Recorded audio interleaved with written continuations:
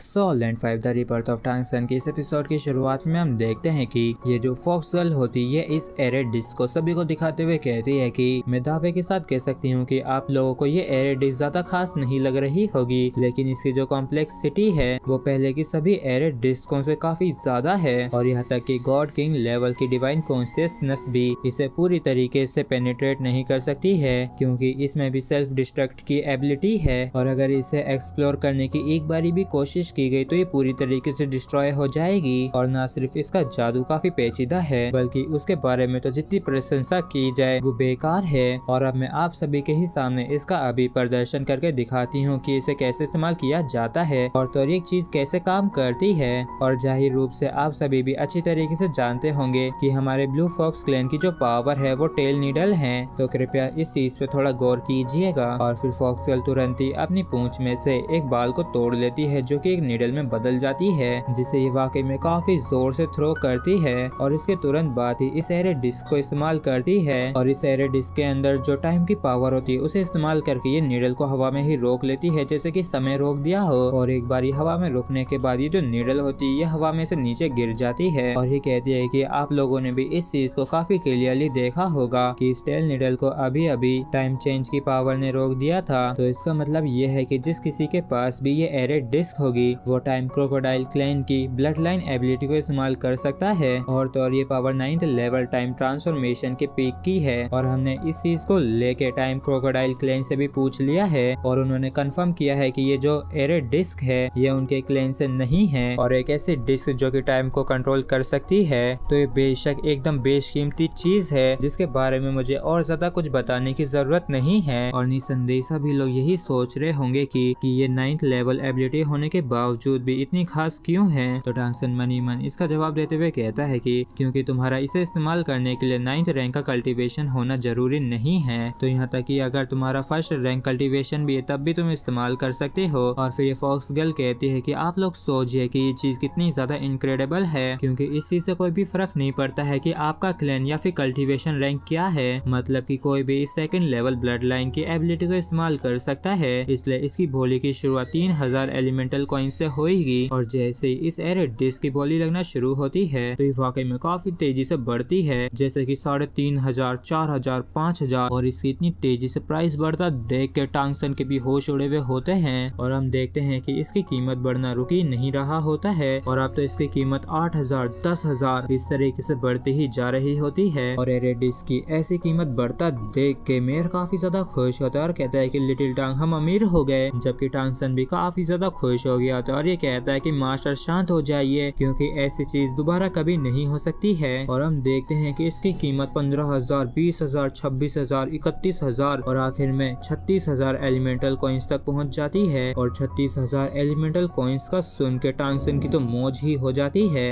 और फिर 36000 1, 2, 3 करके ये आइटम बिक जाता है। और इस चीज के लिए फॉक्स गर्ल नंबर 119 को बधाई देती है, जबकि इस तरफ टांगसन खुश होते हुए कहता है कि ये तो 36000 एलिमेंटल कॉइन्स में बिका है और अगर इसकी फीस को भी काट लिया जाए तब भी हमें 30,000 एलिमेंटल कॉइन्स मिलेंगे, जिसका मतलब है कि हम लोग सच में काफी अमीर हो गए हैं। और इस एरे डिस्क को जो टांगसन के द्वारा बनाया गया था इसे ऑक्शन के अंदर 119 नंबर वाले ने जीत लिया होता है और इसने इसे 36,000 एलिमेंटल कॉइन्स की कीमत में लिया होता है। और जिस बंदे ने इस एरे डिस्क को खरीदा था वो और कोई नहीं बल्कि फाइबियान होता है, जो कि तियानटोंग चैम्बर ऑफ कॉमर्स का प्रेसिडेंट भी है। और 36,000 एलिमेंटल कॉइन्स की इतनी बड़ी कीमत की वजह से इसका दिल सच में टूट सा गया होता है और इसने इस एरे डिस्क को जबरदस्ती इसलिए खरीदा है क्योंकि इसे पता चल गया था कि इस एरे डिस्क को ऑक्शन के अंदर लिंगजी चैम्बर ऑफ कॉमर्स के द्वारा प्रोवाइड किया गया है। तो इसके डिटेल्स और इस पे रिसर्च करने के लिए इसने अपने सुपीरियर से हर हालत में इसे लेने के लिए कहा होता है।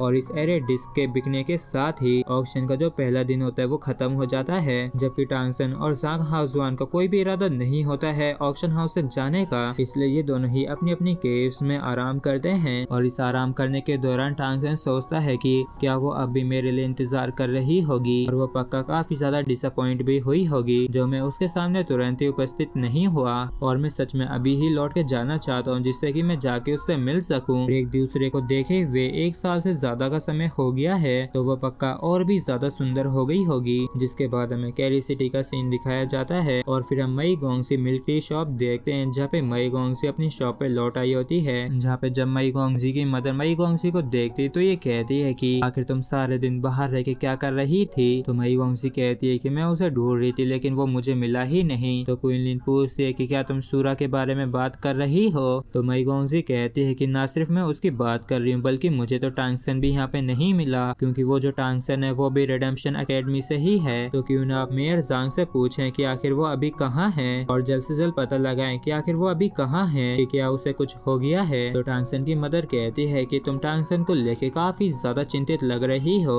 और ये तो वही है ना जो कि कैरी एकेडमी के अंदर हर रोज झाड़ू लगाया करता था। तो मई गोंगसी थोड़ी हैरान होते हुए कहती है कि उसने कहा था कि वो कुछ समय के लिए बाहर रहेगा तो प्लीज आप मेयर से उसके बारे में पूछ के बताइए ना। तो इसके लिए इसकी मदर भी मान जाती है और कहती है कि हाँ ठीक है। हालांकि मेयर जांग जो है वो अपने काम की रिपोर्ट करने के लिए हेडक्वार्टर लौट गए थे और मुझे मालूम नहीं कि वो कब लौट के आएंगे और आखिरी बार मैंने सुना था कि उन्होंने कहीं से उन्होंने एरे डिस्को को बनाना सीखा है तो अब हेडक्वार्टर का इरादा उन्हें वापस वहीं पे ट्रांसफर करने का है। और इस चीज को सुन के मई थोड़ी सी परेशान होने लगती है और तभी क्वीन लिन से पूछती है कि आखिर वो कैसे हैं। तो मई गोंगसी बताती है कि वो ज्यादा ठीक नहीं है और मैं आराम से फील कर सकती थी कि उनकी जो इंजरीज है वो काफी ज्यादा सीरियस हैं और तो उन्हें क्योर करना काफी ज्यादा मुश्किल होगा। और इस चीज को सुन के इसकी मदद थोड़ी सी परेशान से होने लगती। तो इस चीज को देख के मई गोंगसी कहती है कि मॉम वैसे तो वो ह्यूमन बीइंग नहीं है लेकिन वो बचपन से मेरे लिए काफी अच्छे रहे हैं और वो जो भी मुझे सिखा सकते थे उन्होंने सब कुछ वो सिखाया है मुझे और यहाँ तक कि वैसे वो हमारे उद्देश्य को भी जानते हैं मगर वो फिर भी मेरे को सपोर्ट कर रहे हैं थ्रोन को हासिल करने में और वो सच में आपसे काफी ज्यादा प्यार भी करते हैं। तो मई गोंगसी की मदर कहती है कि हाँ शायद। तो मई कहती है कि मॉम उन्होंने मुझसे कहा है कि वो शायद और कुछ साल नहीं जी पाएंगे